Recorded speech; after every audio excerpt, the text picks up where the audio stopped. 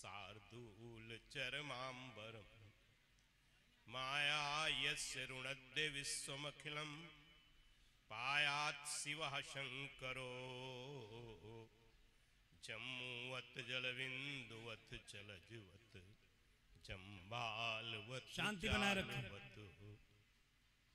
रक्तांभोजदलाभिराम नयनम पीतांबरालंकृतम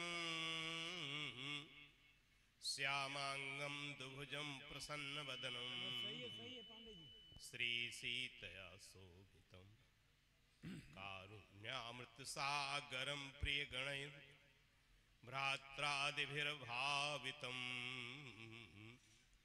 वंदे विष्णु शिवादिसेव्यमनिशं भक्तेष्टसिद्धिप्रदम् मूकं करोति वाचालं पंगुं लंघयते गिरिं यत्कृपात्तमहं वन्दे परमानन्दमाधवम् नारायणं नमस्कृत्य नरं चैव नरोत्तमं देवीं सरस्वतीं व्यासं ततो जयमुदीरयेत्। अनंत श्री विभूषित परम श्रद्धेय भागवत के इस मानस व्यासपीठ को सुशोभित कर रहे परम श्रद्धेय पूज्य पथिक जी महाराज के अनन्य कृपा पात्र श्रद्धेय विद्वत वरिष्ठ श्री स्वामी अच्छानंद जी महाराज, जिनकी पावन कथा देश के अनेक भागों में बराबर निरंतर मां गंगा के अविचल प्रवाह की भांति प्रवाहित होती रहती है। सौभाग्य है आप सबका कि आपको इस भागवत सप्ताह के पावन अवसर पर पूज्य पथिक जी महाराज की पावन तपस्थली कालपी में ये पावन कथा श्रवण करने का अवसर प्राप्त हो रहा है। जीवन में ऐसे क्षण जब हम आपको महापुरुषों के पावन सानिध्य में बैठकर आत्म कल्याणार्थ जीवन को उत्कर्ष की ओर ले चलने वाली पावन विचार, पावन चिंतन, पावन कथामृत श्रवण करने का अवसर प्राप्त होता है। ऐसा जीवन वास्तव में बहुत ही धन्य होता है। आप सब निश्चित सौभाग्यशाली हैं। यहाँ पर मंचस्थ विराजमान पूज्य चरण संतजन, विद्वत बंद और सभी हमारे महाराज श्री के साथ संगत कर रहे कलाकार बंधुओं, श्रद्धा स्नेह हुई मातृशक्ति धर्म प्रेमी बंधुओं, जीवन के ऐसे पावन क्षणों को सार्थक करने के लिए आप सब यहाँ पर उपस्थित हुए हैं। निश्चित ही आप सबका जीवन धन्य है और ऐसे अवसरों को हम आपको बढ़ चढ़कर हिस्सा लेना चाहिए, उसमें भागीदारी सुनिश्चित करनी चाहिए और साथ ही जो नहीं आए उन्हें भी प्रेरित करके इन पावन अवसरों पर लाने का पुण्य भी जीवन में प्राप्त करना चाहिए। आइए हम आप सब अपने को उसी शाश्वत परमात्मा के नाम से सर्वप्रथम जोड़ने का यत्न करें और उच्च स्वर से भगवान के मंगलमय नाम का उच्चारण करेंगे। कृष्ण गोविंद गोविंद गोपाला, कृष्ण गोविंद गोविंद गोपाला, कृष्ण गोविंद गोविंद गोपाला, कृष्ण गोविंद गोविंद गोपाला, कृष्ण मुरली मनोहर नंद लाला, कृष्ण मुरली मनोहर नंद लाला, कृष्ण मुरली मनोहर नंद लाला, कृष्ण मुरली मनोहर नंद लाला, कृष्ण गोविंद गोविंद गोपाला, कृष्ण गोविंद गोविंद गोपाला,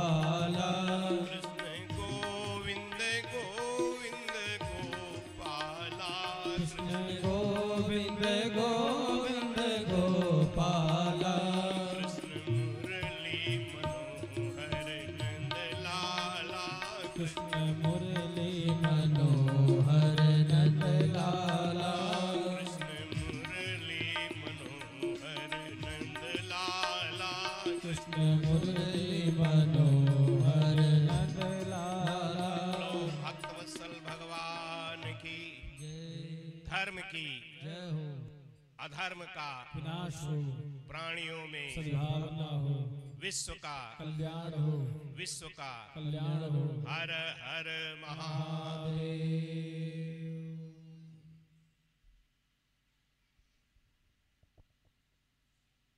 हमारे शास्त्रों में महापुरुषों ने मानव मात्र को उद्बोधित करते हुए जीवन के सत्य की ओर उन्मुख करने का सतत प्रयास किया है।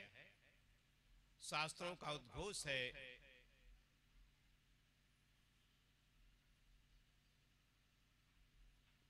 कि जीवन में यदि इस मानव जीवन को हम सार्थक करना चाहते हैं तो हमें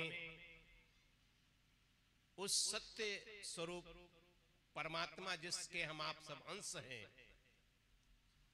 उसकी अनुभूति, उसका सतत चिंतन, उसका स्मरण हमारे जीवन में सतत होता रहे, तभी वास्तव में हमारा आपका ये जीवन सार्थक है। क्योंकि हमारे शास्त्र कहते हैं कि कई बार हम आप विचार करते हैं कि अभी तो हमारे पास बहुत समय है और भजन करने के लिए तो जब जीवन में अंतिम अवस्था प्रारंभ होती है, उत्तरार्ध आता है, तब हमको उस दिशा की ओर आगे बढ़ना चाहिए। हमारे संत और शास्त्र हमें सावधान करते हैं कि हमें कल पर इतना भरोसा कर रहे हैं हम, जबकि जीवन हमारा आपका इतना क्षणभंगुर है कि अगले पल की भी खबर नहीं है और हम भरोसा कल पर कर रहे हैं। इसलिए शास्त्र कहता है यावत् स्वस्थो हेम देहो यावन मृत्युश्च दूरितः तावत् आत्महितम कुर्यात् प्राणान्ते किंकरिष्यति। बोलिए भजन तब तक ही संभव है जब तक हमारा शरीर साथ दे रहा है। यावत् स्वस्थो हेम देहो यावन मृत्युश्च दूरितः, जब तक हम उस काल रूपी मृत्यु से दूर हैं, तावत् आत्महितम कुर्यात्, बोले तब तक ही हम आत्म कल्याण के संदर्भ में प्रयास कर सकते हैं, तब तक हम उस सत्य स्वरूप परमात्मा जिसके हम अंश हैं उसका हम चिंतन कर सकते हैं, तब तक ही हम अपने आत्म कल्याण के संदर्भ में प्रयास कर सकते हैं। प्राणांते किंकरिष्यति, जब जीवन का उत्तरार्ध आ जाएगा और उस समय यदि हम आप चाहें भी कि हम आत्म कल्याण के लिए हम भगवत चिंतन कर सकें, उसका ध्यान कर सकें, उसका स्मरण कर सकें, तो बहुत ही कठिन होता है। क्योंकि उस समय एक एक जोड़ में पीड़ा प्रारंभ हो जाती है और जब हम भजन में ध्यान में बैठते हैं तो मन हमारा वहीं पहुंच जाता है। इसलिए महापुरुष कहते हैं कि भजन करने का जो समय है युवैव धर्मशीलस्य, बोले ये धर्म का मार्ग, ये सत्य का मार्ग, ये भगवत चिंतन का मार्ग तो हमें युवा अवस्था से ही उस दिशा में आगे बढ़ने की आवश्यकता होती है। और जैसा व्यक्ति चिंतन करता है उसी के आधार पर उसके जीवन में चित्त का निर्माण होता है। यदि हम भगवत चिंतन करेंगे तो अंतिम क्षणों में भगवान के चिंतन करते हुए शरीर का हम त्याग करेंगे तो निश्चित ही हमें उस परमात्मा की उपलब्धि होगी। गीता गायक योगेश्वर भगवान श्री कृष्ण अर्जुन को संकेत करते हुए कहते हैं कि अंत काले च मामेव स्मरन् मुक्त्वा कलेवरम यह प्रयात समद्भावम याति नात्रित संशयः। और ये जो भागवत ग्रंथ हम आप श्रवण कर रहे हैं, इस ग्रंथ की भी विशेषता है, यहां तो कुछ करना नहीं, केवल श्रवण मात्र से मुक्ति अगर कहीं होती है तो ये भागवत की विशेषता है कि आप सुने और सुनते सुनते आपके जीवन में ऐसी आस्था पैदा हो जाए, ऐसी निष्ठा बन जाए, ऐसा विश्वास आ जाए कि मरने वाला तो ये शरीर है, मृत्यु हमारी नहीं होती। क्योंकि मृत्यु उसकी होती है जिसका जन्म होता है और आप सब जानते हैं जन्म किसका हुआ? बोले इस शरीर का जन्म हुआ है। ये इसलिए शरीर कैसा है? बोले मरण धर्मा है। जिसका जन्म हुआ है उसकी मृत्यु निश्चित है। तो शरीर भाव से संसार में कोई आज तक रह नहीं सका हमेशा। और आत्मा तो नित्य शाश्वत अविनाशी अजर अमर है। वहां तो मृत्यु का कोई प्रश्न ही नहीं उठता है। शास्त्रकार संकेत कहते हैं न जायते मृते वा कदाचिन नायम भूत्वा भविता वा न भूया अजो नित्यः शाश्वतोयम पुराणो न हन्यते हन्य माने शरीरे। और यहां तक कह दिया बासांस जीर्णानि यथा विहाय नवानि ग्रहणाति नरो पराणि तथा शरीराणि विहाय जीर्णा अन्यानि संयाति नवानि देहि। बोले जैसे व्यक्ति पुराने वस्त्रों को छोड़कर नए वस्त्र धारण करता है, उसी तरह ये जीवात्मा भी इस पुराने शरीर को, जीर्ण शीर्ण शरीर को छोड़ करके नवीन शरीर धारण कर लेता है। और जब आप नए वस्त्र पहनते हैं तो आपको पीड़ा होती है या प्रसन्नता होती है? आपको प्रसन्नता होती है। इसलिए मृत्यु से हम घबराते इसलिए हैं कि हमने जीवन के शाश्वत सत्य को स्वीकार नहीं किया है। और अगर सत्य को आप स्वीकार कर लेते तो फिर आपको मृत्यु से भय नहीं होता। तो इस भय को मिटाना ही सबसे बड़ी भक्ति है। अगर जीवन हमारा निर्भय नहीं हुआ है तो ना हम भक्ति के मार्ग में निष्ठा हमारी है और न ज्ञान के मार्ग में ही हमारी निष्ठा है। कि भक्ति में कौन है? बोले वही सब कुछ है। उसके प्रति आपका पूर्ण समर्पण जीवन में हो जाए, यही भक्ति की विशेषता है। यहाँ समर्पण है, यहाँ कुछ करना नहीं, केवल समर्पण करना है। लेकिन समर्पण का तात्पर्य क्या है? कि जीवन में फिर कोई आग्रह न हो, फिर ऐसा हो जाए, वैसा हो जाए, ये हो जाए, ये मिल जाए, ऐसी भावना जीवन से समाप्त हो जाती है। फिर तो ये भावना अंदर होती है कि जो हो जाए। फिर ये भावना आती जैसा हो रहा है आप उसी में संतुष्ट हैं। राजी हूं मैं उसी में जिसमें तेरी रजा है। यहाँ यूं भी वाह वाह है और यहाँ त्यों भी वाह वाह। हर हाल में आप प्रसन्न हैं, ये है भक्ति का मार्ग। वहां कोई चिंता नहीं, क्योंकि वो हमारा जो प्रभु है वो कैसा है? बोले वो सर्व समर्थ है। वो कैसा है? बोले वो सर्वज्ञ है। बोले वो कहाँ है? बोले वो सर्वत्र है। कोई ऐसा क्षण नहीं, कोई ऐसा कण नहीं जहां उसकी उपस्थिति न हो। हर समय आपके अंदर वो बैठा हुआ परमात्मा है। ईश्वरा सर्वभूतानाम हृदय से अर्जुन तिष्ठति ब्राह्मण सर्वभूतानि यंत्रारूढ़ानि माया। वो परमात्मा आपके हृदय में बैठा हुआ है और आपके नहीं, हर एक जीव मात्र के अंदर बैठा हुआ है। ऐसा जो परमात्मा कण कण में विराजमान है, उससे और हमारे बीच की दूरी क्यों है? क्योंकि हमको दृष्टि नहीं मिली। देखने की दृष्टि जब तक नहीं मिलेगी तो पास होते हुए भी आप पहचान नहीं सकेंगे। हमारे संत कहते हैं जिन्हें आंखें प्रभु ने दी वो पत्थर में प्रभु देखें, और जिसका दिल ही पत्थर है भला पत्थर में क्या देखें। अंदर वो परमात्मा कैसा है? भाव प्रधान है। अंदर आपके भाव है तो सर्वत्र वो दिखाई पड़ेगा। इसलिए शास्त्र कहता है देवो न विद्यते काष्ठे पाषाणे न मृण्मया देवो विद्यते भावो तस्मात् भावो ही कारण। वो परमात्मा स्थान विशेष में नहीं, वो तो आपके भाव में है। और एक बात और आपने अनुभव किया होगा, जब आप ठाकुर जी के मंदिर में जाकर दर्शन के लिए जाते हैं ना, तो चाहे पढ़ा लिखा हो या बेपढ़ा व्यक्ति हो, आप पूछे कहाँ जा रहे हैं? बोले ठाकुर जी के दर्शन करने। और जब दर्शन करने के लिए सामने ठाकुर जी दिखाई पड़ते हैं, जैसे ठाकुर जी के विग्रह पर आपकी दृष्टि पड़ती है, दोनों हाथ जुड़ते हैं और हाथ जुड़ते ही आंखें बंद हो जाती हैं। अरे भाई, देखने के लिए, दर्शन के लिए तो आंख खुली रहनी चाहिए, आखिर बंद क्यों हो रही है? कभी आपने विचार किया क्यों बंद हो रही है? पढ़ा लिखा हो तब भी उसकी आंखें बंद होती हैं, बेपढ़ा हो उसकी भी आंखें बंद होती हैं। दोनों की एक जैसी स्थिति है। कभी इस पर विचार किया आंख बंद क्यों हो रही है? हम दर्शन के लिए आए हैं तो आंख खोल के दर्शन करो, फिर आखिर क्यों बंद हो रही? बोले बंद होकर वो संकेत दे रही है जो वहां दिख रहा सामने वही यहाँ बैठा हुआ है। और जो यहां बैठा है वही सब में बैठा हुआ है। ईश्वरा सर्वभूतानाम, तो सर्वभूतों में आप देखने की दृष्टि आपको मिल गई। और दृष्टि ये कहां से मिलती है? बोले ये सत्संग से मिलती है, ये कथा से मिलती है, ये भागवत पुराण के श्रवण से मिलती है, ये सत्संग से आपको दृष्टि मिलती है। और दृष्टि मिल गई तो जैसी दृष्टि वैसी सृष्टि।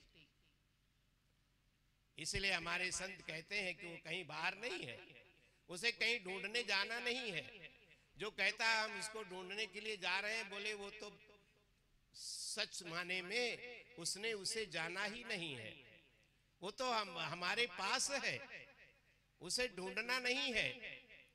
कोई कह संत इसीलिए घोष के पाया कहे सो बावरा, जो कहता है उसे मुझे मिल गया है।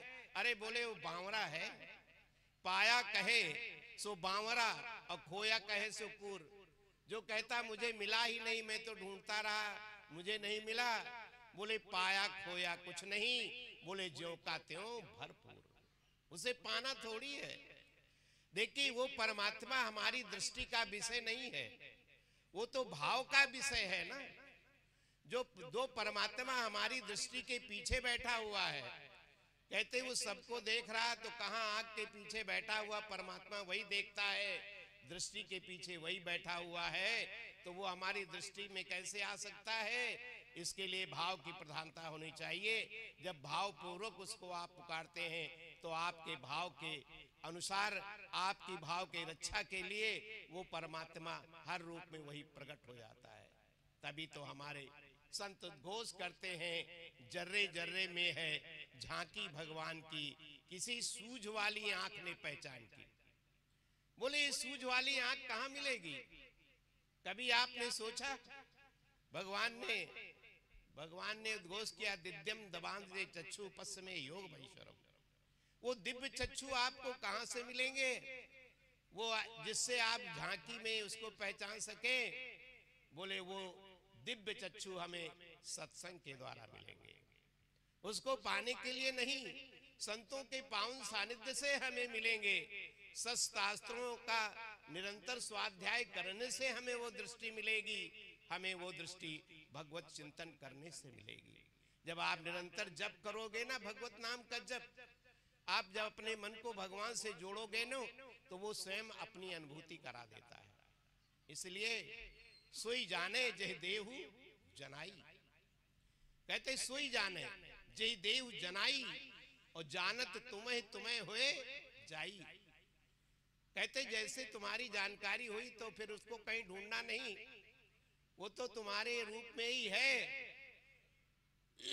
उसे देखने की दृष्टि का ऐसा ही है। संत एकनाथ जी चले जा रहे थे, गंगोत्री से पवित्र पावन जल गंगा जी का लेकर आए थे। भगवान रामेश्वर की आराधना के लिए जल चढ़ाने के लिए चले जा रहे थे। उनके साथ कुछ संत भी थे, कुछ भक्त लोग श्रद्धालु भी थे, चले जा रहे थे। 1 माह की पैदल यात्रा थी। और उस समय की बात है जब पैदल यात्राओं ही हुआ करती थी और कोई साधन नहीं थे। पता चला कि भगवान रामेश्वर के मंदिर की दूरी अब बस थोड़ी ही रह गई है। अब तो 1 माह से निरंतर चल रही यात्रा अपने पूर्णता की ओर पहुंचने वाली है।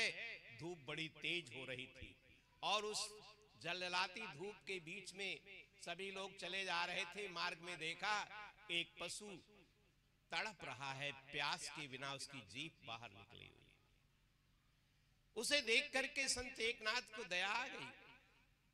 उन्होंने कहा अरे ये तो प्यास से व्याकुल हो रहा है, हमारी वो जो हम घड़ा लेकर आए हैं जल, वो कहाँ है, लाइए। भक्तों ने कहा प्रभु कहाँ जल चढ़ाना है और जल आप कह रहे हैं यहाँ ले आइए। बोले नहीं, तुम सबको तो लगता है कि भगवान रामेश्वर वहां है, मेरे तो ठाकुर रामेश्वर भगवान यहीं आ गए। देखिए दृष्टि। और कहते हैं जब उनको जल उन्होंने गले उस गधे के मुख में जल डाला तो डालते डालते वह चैतन्य हो गया, उसमें प्राण आ गए। जिसके प्राण समाप्त होने की स्थिति में उसमें जीवन का संचार हो गया, उछल कर खड़ा हो गया, संत एकनाथ ने हाथ जोड़ करके प्रणाम किया कि मुझे तो जैसे ठाकुर जी का दर्शन हो गया। सारे भक्त मन में सोचते रहे कि अरे ये कैसे है, इतनी परिश्रम से जल लेकर आए थे, भगवान रामेश्वर का अभिषेक करना था और इन्होंने कहा इस पशु के मुख में जल डाल दिया। ऐसा सोच रहे थे। सोचते सोचते जब मंदिर में पहुंच गए, अंदर जाकर जलाभिषेक करने के लिए सब भक्त इकट्ठे हुए, उसी समय आकाशवाणी हुई कि मैंने दर्शन देने के लिए तो मैं पहले ही पहुंच गया था रास्ते में, लेकिन मुझे तो केवल संत एकनाथ ने पहचाना, तुम सबने तो मुझे पहचाना ही नहीं। इसलिए बंधुओं, दृष्टि हमको मिल जाए तो परमात्मा हमसे दूर नहीं है, वो हमारे पास में है। तू अकेला नहीं प्यारे, राम तेरे साथ में। ये निष्ठा हो जाए। कई बार आप भयभीत होते हैं कि मैं अकेला हूं, लेकिन आप भूल जाते हैं कि नहीं, तीनों लोगों का ठाकुर मेरे साथ है, जो सर्व समर्थ है, जो सर्वज्ञ है, जो सब में है, वो परमात्मा हमारे साथ है। फिर भय किस बात का है? संसार के जितने भी पद हैं ना, वह पद कभी इलेक्शन से मिलते हैं और सिलेक्शन से मिलते हैं। इलेक्शन से आप बड़ी अच्छी प्रचार प्रसार कर रहे हैं, लोगों से संबंध बना रखे हैं, तो आपका चयन हो गया, आप चयन होकर के आ गए और आपको पद मिल गया, आप मिनिस्टर बन गए, आप मंत्री बन गए।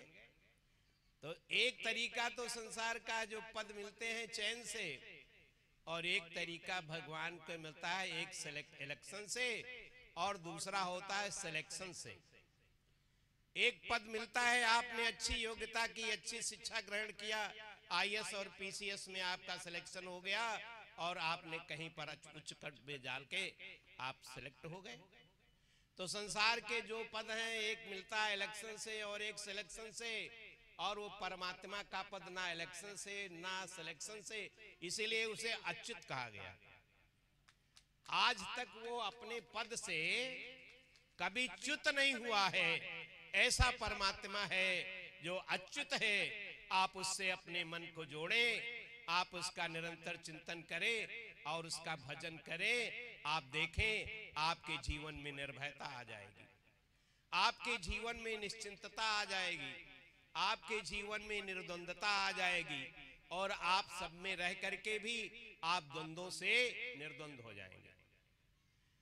जब आपका जीवन निर्द्वंद हो जाएगा तो संसार की जो परिस्थितियां हैं, संसार की जो प्रतिकूलताएं हैं, संसार में जो दुखों के बादल हैं, ये सारे बादल आते रहेंगे, लेकिन आते हुए भी आपको वो प्रभावित नहीं कर पाएंगे। बस यही भजन की निष्ठा है। भजन का तात्पर्य ये नहीं कि आप भजन कर लेंगे तो आपके पास संसार आ जाएगा। भजन का ये फल नहीं होता है। भजन का फल है कि संसार न होते हुए भी संसार वालों से भी अधिक आपके जीवन में मस्ती आ जाएगी। दुनिया नहीं है, लेकिन मस्ती है आपके जीवन में, प्रफुल्लता है, आनंद है, प्रसन्नता है, हर समय जीवन में मुस्कुराहट हो रही है। हमारे संत कहते हैं, मुस्कुराओ दुनिया साथ देगी, रो कोई भी साथ देने वाला नहीं है। आप देखें संसार में आंसू बहा के कोई उसकी कदर करने वाला है? संसार में, संसार के धरातल पर आप आंसू गिराएंगे तो लोग क्या कहते हैं? अरे ये माता जी तो जब भी मिलती हैं तो आंसू इनके ऊपर ही रखे हुए हैं, उपहास करेंगी। लेकिन आपकी मदद करने वाला, आपके दुख दर्द को सुनने वाला संसार के धरातल पर कोई नहीं है। लेकिन वो परमात्मा, वो ठाकुर की विशेषता क्या है? एक छोटी सी चिट द्रौपदी ने कन्हैया की उंगली में बांध दी थी। कथा आप सब जानते हैं ना। एक छोटी चिट बांधी थी कपड़े की, अपनी साड़ी फाड़ करके उसका एक किनारा बांध दिया था, और समय आने पर उस कन्हैया ने साड़ी बीच नारी है कि नारी बीच साड़ी है कि साड़ी की ही नारी है कि नारी की ही साड़ी है, वहां पर तो वस्त्रों का अंबार लग गया। वैसा है कन्हैया। उसके लिए तुम एक आंसू बहा के देखो कभी। आंसुओं की कदर वो जानता है, दुनिया नहीं जानती है। इसलिए अगर आंसू बहाना पड़े तो उस ठाकुर के सामने बहा के देखना। और बिना आंसू बहाए ना रहा जाए ना, तो दीवार के सामने मुंह करके आंसू बहा लेना, लेकिन दुनिया के सामने आंसू नहीं बहाना। अपना दुखड़ा दुनिया के सामने मत रो। कहना है तो ठाकुर जी के पास जाकर ठाकुर जी से कहो। और जिसने आज तक भी ठाकुर जी से सच्चे मन से प्रार्थना की है, ऐसी कोई प्रार्थना नहीं है जो ठाकुर ने स्वीकार नहीं किया। हमारी प्रार्थना स्वीकार क्यों नहीं होती है? क्योंकि प्रार्थना में हमारे बल नहीं है। कमी कहाँ है? हमारी है। क्योंकि हम तो प्रार्थना भी करते जाते हैं ना, थोड़ा ठाकुर जी के तरफ भी हाथ जोड़ते हैं और फिर दुनिया की तरफ भी देख लेते हैं। ठाकुर ये नहीं चाहता है। वो कहता है तुम दुनिया की ओर तुम्हारी दृष्टि गई, इसका मतलब हमारे पर आपका पूरा भरोसा नहीं रहा। यहां तो सिद्धांत है एक भरोसो एक बल, एक आस विश्वास, एक राम घनश्याम हित चातक तुलसीदास। भरोसा करना है तो फिर एक पर आपको करना पड़ेगा, और उस पर जिसने भरोसा पूरा कर लिया फिर उसकी दृष्टि संसार की ओर नहीं जाती है। और यहाँ स्थिति हमारी आपकी क्या है? यहाँ तो हारे को हरि नाम। जब पड़ोसी काम नहीं देता, घर वाले काम नहीं देते, पैसा काम नहीं देता, संबंध काम नहीं देते, तब हम ठाकुर जी की ओर देखते हैं कि ठाकुर जी अरे आप ही कुछ करिए। ऐसा नहीं, अगर ऐसा आप करेंगे तो ठाकुर भी देखता रहता है दूर से। जिस समय हस्तिनापुर में एक वस्त्रा द्रौपदी के वस्त्र खींचे जा रहे थे, भगवान बेचैन हो रहे थे। द्वारिकापुरी में बाहर से भीतर, भीतर से बाहर आ रहे थे। आंखें उनकी लाल हो रही थी, मस्तक पर पसीने की बूंदें। उस समय सत्यभामा ने, रुक्मिणी ने पूछा, प्रभु आपकी स्थिति देखकर मुझे ऐसा एहसास हो रहा है कि आपके किसी भक्त पर कोई विशेष संकट आया हुआ है। भगवान ने कहा, सत्यभामा तुम सच कह रही हो। आज हस्तिनापुर में मेरी भक्ता जो द्रौपदी है ना, आज उसको बीच सभा में दुशासन के द्वारा, दुर्योधन के द्वारा आज उसे निर्वस्त करने का दुस्साहस किया जा रहा है। और वो द्रौपदी दुनिया की ओर देख रही है। पति की ओर देखा, पितामह की ओर देखा, गुरुजनों की ओर देखा, अपने सब की ओर दृष्टि दौड़ाई, लेकिन अभी तक उसने मेरी ओर नहीं देखा। आंसू बह रहे हैं ठाकुर के, और ठाकुर क्या कह रहे हैं? मेरी होते हुए भी मेरी ओर नहीं देख रही है। और जब तक ठाकुर जी की ओर आपने नहीं देखोगे दुनिया की ओर, तब तक ठाकुर जी देखता रहेगा लेकिन दौड़ेगा। और जिस समय ठाकुर जी की ओर एक वस्त्रा द्रौपदी ने, जब दुनिया से आशा टूट गई, निराश हो गई चारों ओर से, तब उसने हाथ उठा करके ठाकुर को देखा। साड़ी का एक किनारा उसके दांतों के बीच दबा हुआ था, और जैसे हा द्वारिकावासिन शब्द निकला, कहते उसी समय वस्त्र अवतार के रूप में ठाकुर जी प्रकट हो गया। कहने का तात्पर्य मेरा क्या है कि दुनिया में मन को भटका कर रखोगे, दुनिया में मन को फंसा करके रखोगे, दुनिया से संबंध बनाओ, अच्छी बात है, लेकिन सच्चा संबंधी तो हमारा सिर्फ एक वही है। ये शरीर नहीं था तब भी वो आपके साथ था, और ये शरीर चिता पर जल जाएगा, नहीं रहेगा, तब भी आपके साथ वही रहेगा। ये दुनिया तो बीच में मिली है, बीच ही मिले बीच छूट जावे, आदि अंत को साथ न जावे। बोले संसार तो बीच में मिलता है और बीच में ही छूट जाता है, ये कोई साथ जाने वाला नहीं है। तो सच्चा साथी आपका वो है जो हर समय हर क्षण आपके साथ रहे। आप देखिए दुनिया आपके साथ रहती है, हर क्षण हर समय रहती है आपके साथ में। बोले ऐसा कोई नहीं है। इसीलिए संसार में किसी को अंतर्यामी नहीं कहा गया, और सारे संबंध संसार में आपको देखेंगे मिलेंगे, लेकिन अंतर्यामी शब्द तो एकमात्र उसी के लिए प्रयोग होता है, क्योंकि वो अंतर में बैठा हुआ है, हर क्षण आपके साथ में है। तो जो सच्चा साथी है उसे अपना मान लो, कुछ करना नहीं है, अपने को अपना मान लो। और ये दुनिया सारी सपना है, माने हमेशा न रहने वाली है, तो सपने को सपना जान लो।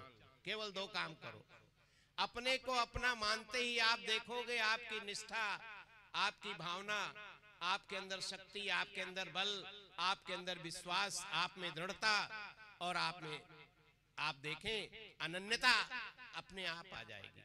जब तुम अपने को अपना मानोगे। और सच्चा साथी इसलिए है, गीता में भगवान ने क्या कहा, ममई वांसो जीव लोके जीव भूत सनातन। ये आज का नहीं, ये तो सनातन अंश है। और गोस्वामी जी महाराज क्या लिखते हैं, ईश्वर अंश जीव। ये जो जीव है ये ईश्वर का अंश है। अच्छा, अंश अंशी में कोई भेद होता है क्या? जैसे गंगा जी और गंगा जल, उसमें कोई भेद है? गंगा जी में नावें चलती हैं, लेकिन गंगा जल में नाव नहीं चलती। लेकिन गंगा जल की जो विशेषता है वही गंगा जी की विशेषता है। जो सोने की विशेषता है ना, आभूषण आपने पहन रखा है और एक सोने का छोटा कण है, दोनों की परख करोगे तो उसमें एकता मिलेगी आपको। मात्रा में अंतर होगा लेकिन उसके गुणों में भेद नहीं होगा। तो जो गंगा जी है वही गंगा जल है, तो जो ईश्वर का अंश है वही ईश्वर है, जो वही उसका अंश ही है। इसीलिए हमारे गोस्वामी जी महाराज कहते हैं, ईश्वर अंश जीव अविनाशी चेतन अमल सहज सुख राशि। माने ये चैतन्य स्वरूप है, परमात्मा का अंश है, इसमें कोई किसी प्रकार का दोष नहीं है, क्योंकि वो निर्दोष परमात्मा का अंश है। और सहज सुख राशि माने इसे अपने सुख के लिए दुनिया की ओर हाथ नहीं फैलाना है, ये तो सुखद स्वरूप स्वयं है। यो वही भूमाता सुखम बोलते हैं, नाल पे सुख मस्ती, वो जो विस्तत्व है वही सुखद स्वरूप है। तो आप सुखद स्वरूप है, आपको अपने सुख के लिए दुनिया की अपेक्षा नहीं है। आप तो अपने में आ जाओ। जब तक सपने में दौड़ते रहोगे कि ऐसा हो जाएगा तब सुखी होंगे, ये वस्तु मिल जाएगी तब सुखी होंगे, ये पद मिल जाएगा तब सुखी होंगे, तो आपके अंदर वो सुख की भावना के लिए दौड़ लगती रहेगी, उससे हमें मिलने का अवसर नहीं मिलेगा। इसलिए सच्चे मन से ठाकुर को स्वीकार करो, जीवन धन्य हो जाएगा। इन्हीं विचारों के साथ समय की परिधि वाणी को विराम देंगे। 2 बार प्रभु का नाम लेंगे। श्री राम जय जय राम। सभी लोग खड़े हो जाएं अपने अपने स्थान पर। श्री राम जय हम सभी के श्री राम जय राम। हम सभी के मध्य में पूज्य शंकराचार्य भगवान का पदार्पण हो चुका है। हम सभी का ये परम सौभाग्य है। और यहाँ पर हमारे कालपी धाम में पूज्य संत पथिक जी महाराज के सेवार्थ समिति के तत्वाधान में यह जो पावन आयोजन चल रहा है, तो हम सभी के मध्य में पूज्य शंकराचार्य जी महाराज का पदार्पण हुआ है। हम सभी का यह सौभाग्य है। और शास्त्रों में कहते भी हैं, स्वयं ही तीर्थानि पुनश्यन्तः, जिस स्थान पर संत भगवंत का पदार्पण होता है वह स्थान स्वयं में तीर्थ होता है। ये हम सभी का परम सौभाग्य है। हम सभी का ये परम सौभाग्य है। पूज्य शंकराचार्य जी महाराज का पदार्पण हम सभी भक्तों के मध्य में हुआ है। जोरदार कलता धुन के साथ पूज्य महाराज जी का वादन हम सभी भक्त करेंगे। सभी भक्त अपने अपने स्थान पर बैठ जाएं। प्रथम में जो हमारे इस कथा के यजमान हैं आदरणीय श्री कमलेश मिश्रा जी एवं श्रीमती रेखा मिश्रा जी मंच पर पधारे। पूज्य महाराज श्री के पावन चरण पादुका का पूजन अर्चन वंदन करेंगे। साथ में हमारी समिति की ओर से विवेक निगम जी एवं उनकी जो धर्मपत्नी नीलमा निगम जी वे भी पधारे। पूज्य महाराज श्री का पूजन अर्चन वंदन होगा। और उसके उपरांत क्रमशः जो भी हमारे समिति के कार्यकर्ता हैं पूज्य महाराज श्री का माल्यार्पण कर पूज्य महाराज श्री से आशीर्वाद प्राप्त करेंगे। हमारे बड़े भैया जी एवं श्री अतुल कुमार गुप्ता जी, चिंटू भैया एवं श्री पंकज पांडे जी एवं श्री गोविंद सोनी जी, सभी लोग क्रमशः एक एक करके पूज्य महाराज श्री का माल्यार्पण कर पूज्य महाराज श्री के आशीर्वाद प्राप्त करेंगे। मंच पे भीड़ नहीं लगाएंगे, पाद का पूजन करेंगे। शीघ्रता से आप लोग ये सब कार्यक्रम करते रहेंगे।